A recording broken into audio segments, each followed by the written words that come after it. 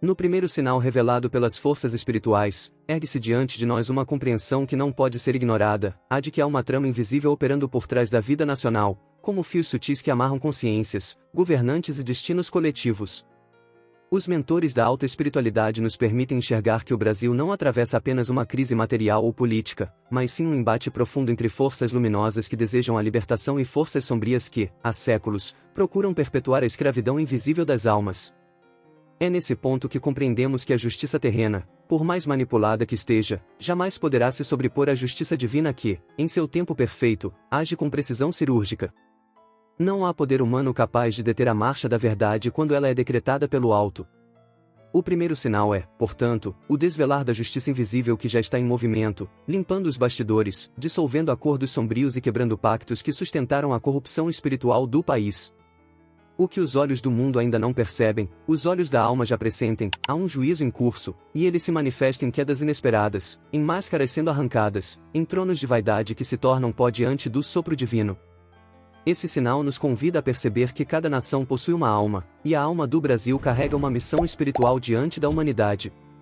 Não é por acaso que este solo foi escolhido como celeiro do mundo, tanto em recursos materiais quanto em riquezas espirituais. Contudo, para que essa missão floresça, é necessário que as raízes da sombra sejam expostas e arrancadas.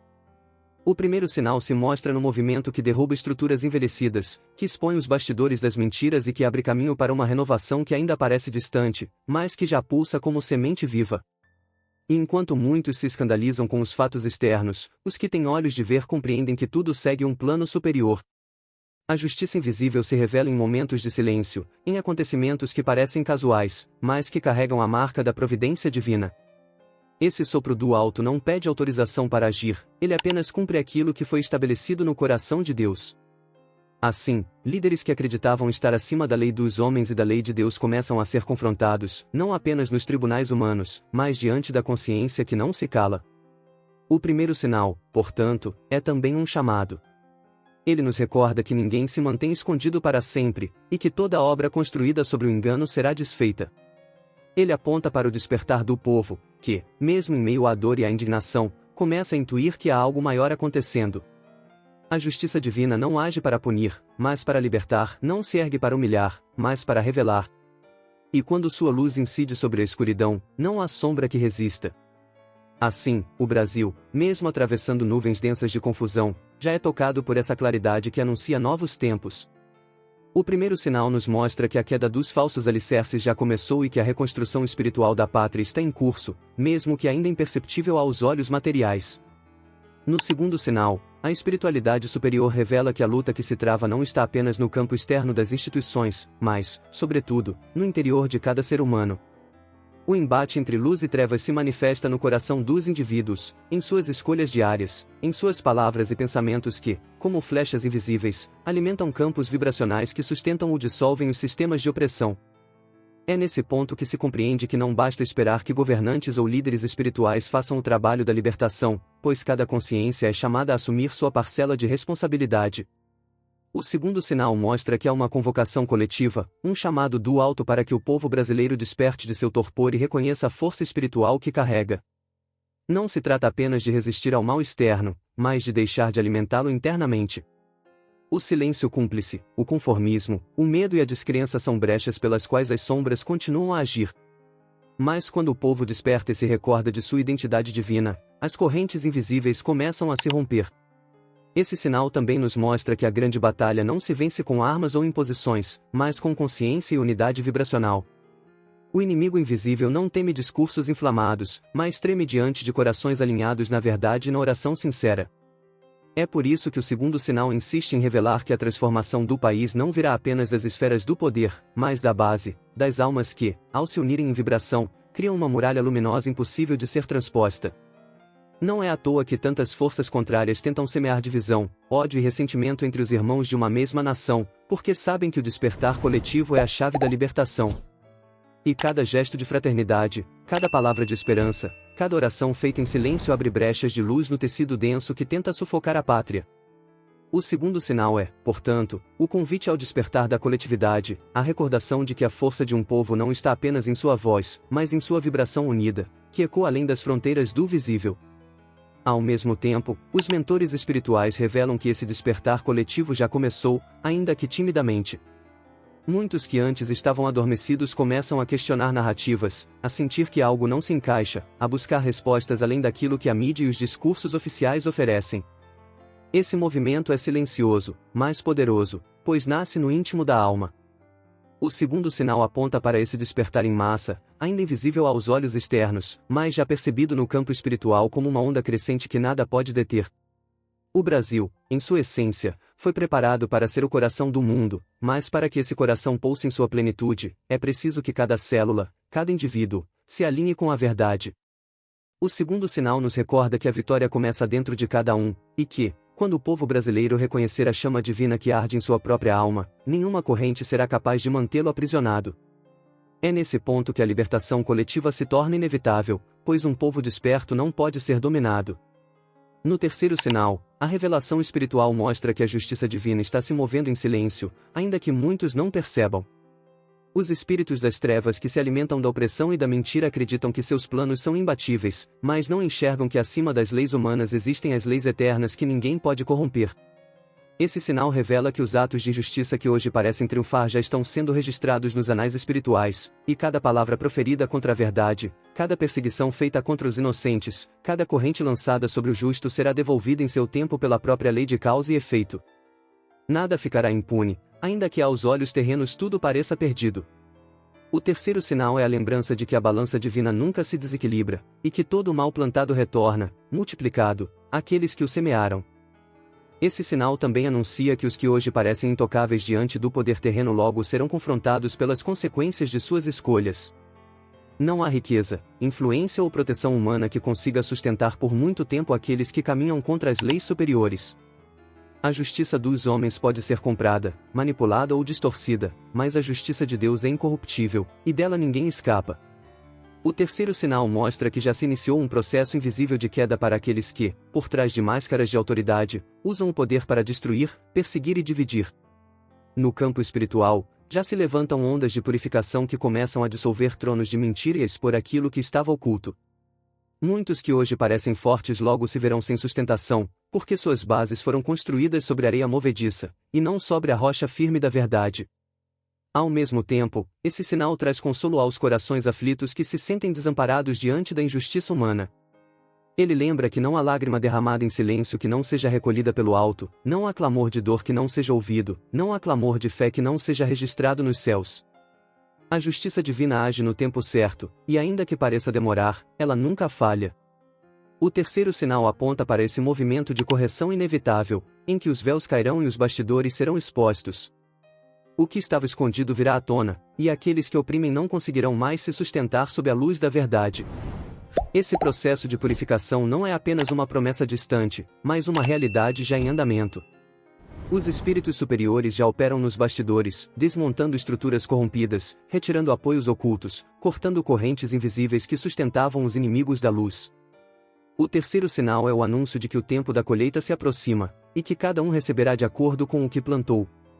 Para os que semearam a verdade, virá a colheita da liberdade, para os que semearam a mentira, virá a queda inevitável.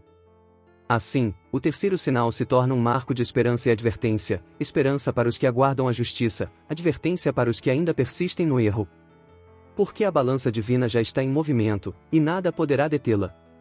O quarto sinal revela o movimento de união que começa a nascer no coração do povo, uma força silenciosa que nenhum poder humano consegue conter. Durante muito tempo, os inimigos da verdade alimentaram a divisão, semeando ódio entre irmãos, levantando muros de ideologia, religião e interesses para enfraquecer aqueles que deveriam caminhar juntos. Porém, esse tempo está chegando ao fim. O quarto sinal mostra que, apesar das tentativas de espalhar medo, discórdia e confusão, começa a surgir uma corrente invisível de fraternidade e consciência que une almas em torno do propósito maior. Essa união não depende de partidos, não se apoia em líderes corrompidos, não é fruto de manipulação, mas nasce da vibração espiritual de milhões de corações despertando para a verdade. É a lembrança de que, mesmo quando tudo parece fragmentado, a centelha divina nos chama à unidade, e nenhuma força contrária pode impedir esse chamado.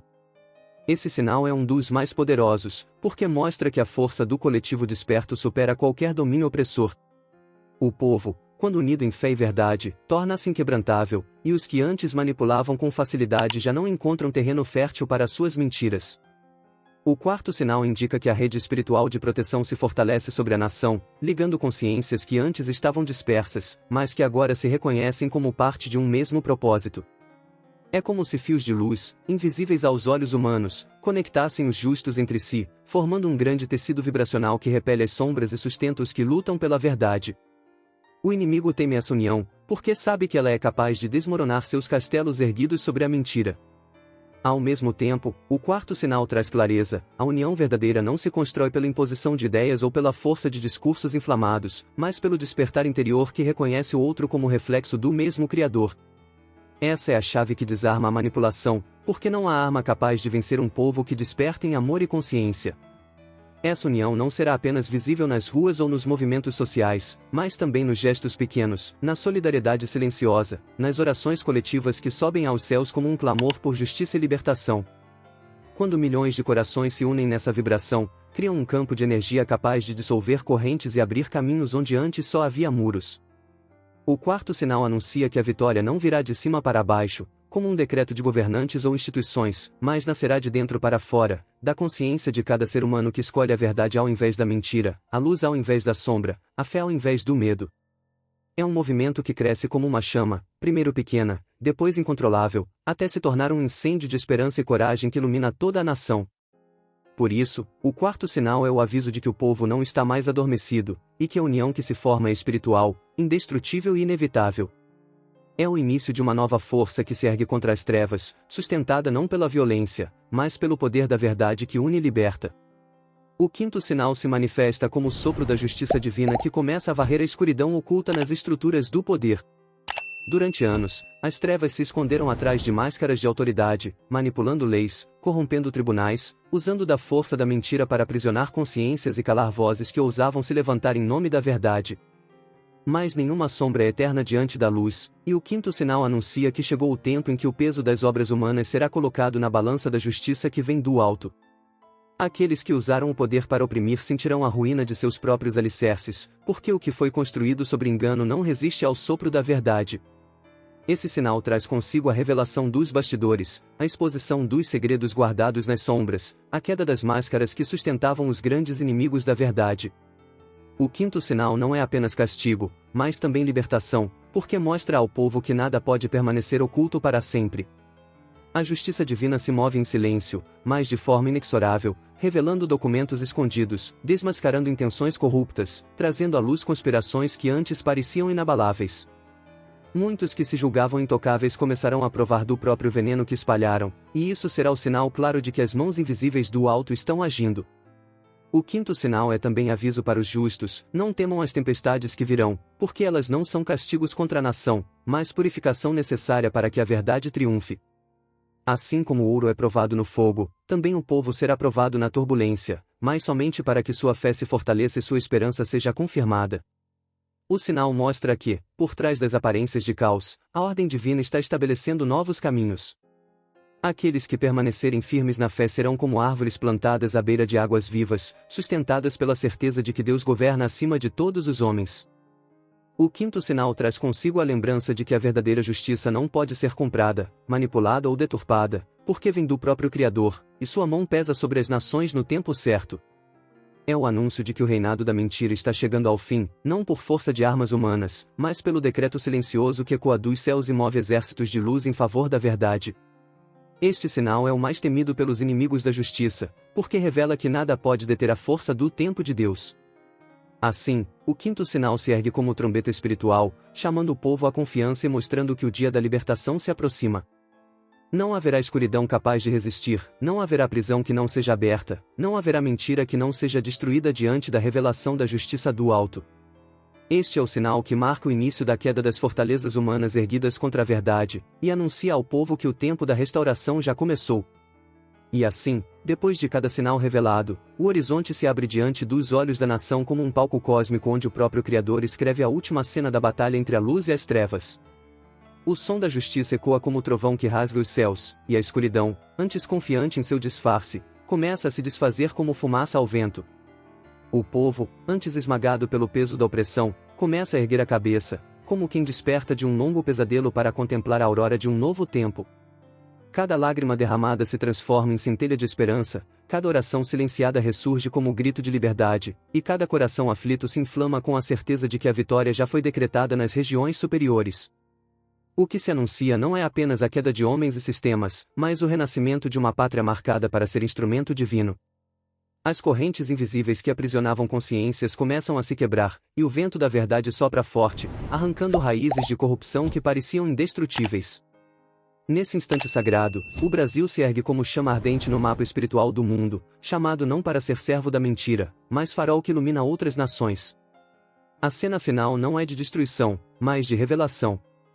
É um momento em que o véu se rasga, em que o silêncio dos céus se rompe, e a terra estremece com a força da promessa cumprida.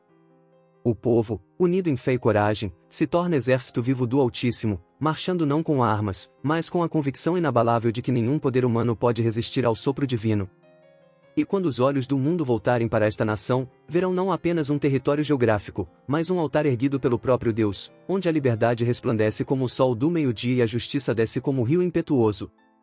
Esse é o destino que já está escrito, o Brasil renascido, purificado e restaurado, testemunha viva de que nenhuma noite é eterna diante do amanhecer decretado pelo céu.